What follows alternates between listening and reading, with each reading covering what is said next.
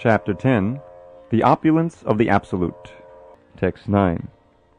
Matchitta matkata prana bodhayantak parasparam katayantastamang nityam tushyandi chadamanti cha. The thoughts of my pure devotees dwell in me. Their lives are fully devoted to my service, and they derive great satisfaction and bliss from always enlightening one another and conversing about me. Purport. Pure devotees, whose characteristics are mentioned here, engage themselves fully in the transcendental loving service of the Lord. Their minds cannot be diverted from the lotus feet of Krishna. Their talks are solely on the transcendental subjects. The symptoms of the pure devotees are described in this verse specifically. Devotees of the Supreme Lord are 24 hours daily engaged in glorifying the qualities and pastimes of the Supreme Lord. Their hearts and souls are constantly submerged in Krishna, and they take pleasure in discussing him with other devotees. In the preliminary stage of devotional service, they relish the transcendental pleasure from the service itself, and in the mature stage, they are actually situated in love of God.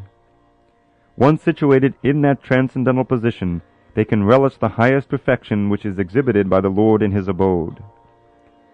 Lord Chaitanya likens transcendental devotional service to the sowing of a seed in the heart of the living entity.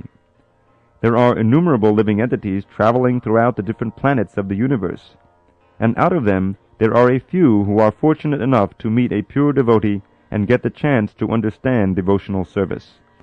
This devotional service is just like a seed, and if it is sown in the heart of a living entity, and if he goes on hearing and chanting Hare Krishna, Krishna Krishna, Hare Hare, Hare Rama, Rama Rama, Hare Hare, that seed fructifies, just as the seed of a tree fructifies with regular watering.